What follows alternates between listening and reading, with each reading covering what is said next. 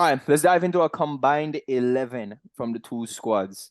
Starting off with keeper. I'm assuming this is a straightforward one. Those two are very similar. Probably not the best keepers in terms of saving. Uh, I'll go with Valdez probably, Really? just because he Wow. played for us for a year. Honestly, I think Edison is a straightforward answer here. I didn't think Valdez was all that, honestly. I don't think Ederson's all that either. So in terms of saving, Okay. Let us know who you would pick, Edison or Valdez. Right back. I mean, Dani Alves is the most decorated player in the history of football. It's a clear winner. Yeah, I think it's a clear winner. Dani Alves. Center backs. You can just name the two of them right off the bat. yeah. I'm going Puyol 100%, and Ruben Dish probably. I would have said Ruben Diaz, but I think Stones impressed me a lot this season. But Unless you here's want the to put him in the thing, midfield right? But here's the thing, category. he doesn't play as a center back, so it's tough. Yeah, it's a weird one. That one's a weird one because he is a makeshift nowadays. But all right, I'll asterisk that one. Stones and Diaz asterisk. But Puyol, I think, he's a shoe-in. He's got to play. Left back. I mean, City don't even have a left back now. You could say Ake. But then to me, you want to look at, I know Eric Abidal has got the story where that's concerned, fought back from cancer, came back, had a winning moment as well. So the story is too much. Um, I'll probably go with Ake. Okay. And I'll pick Abidal just again because of the story.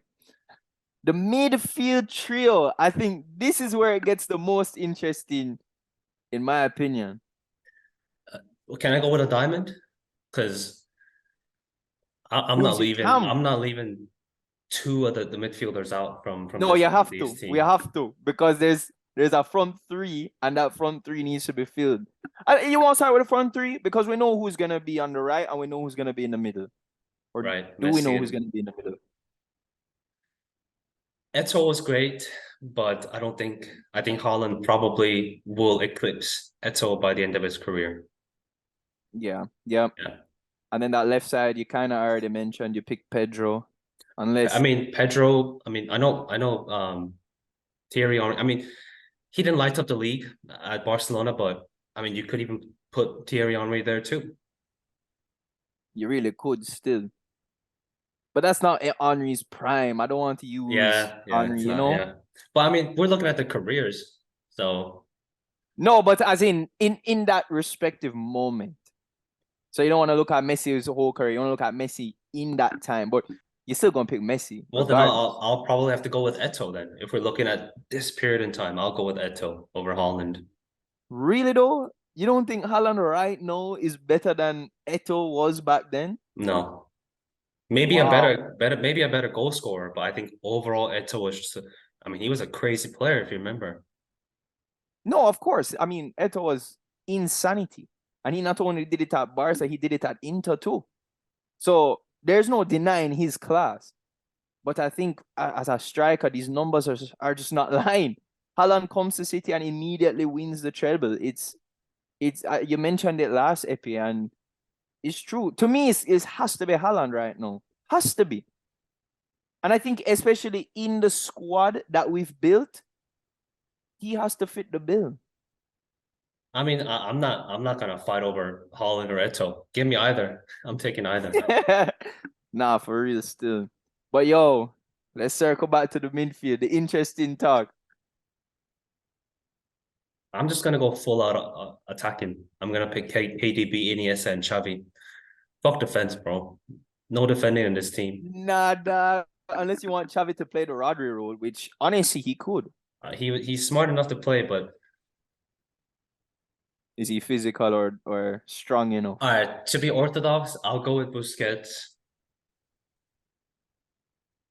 I'd have to agree with Iniesta, you. Iniesta or Xavi.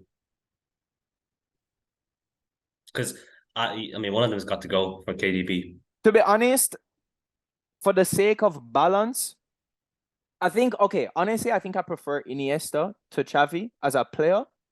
But for the sake of this side and balancing this side, I'm going to go with Xavi. Because I think De Bruyne already offers that mobility, that raw skill, the ability to make attacking chances happen, which I think Iniesta offers that. But I think Xavi offers something different in the form of a tempo setter, in this form of picking the right spot and being open. I think he would add more to the team that's been built than Iniesta would.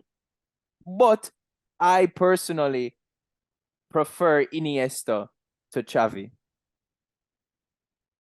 Yeah, I can agree with that. Yeah, seems fair.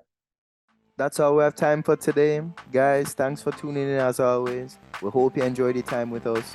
Remember to subscribe, to leave comments, and share with your friends. Follow us on social media at FOTBpod. Don't forget to leave a review, rating, and most importantly, don't forget to turn on those notifications. Join us again next time as we discuss the highly anticipated upcoming Premier League action. Thanks again as always. See you then.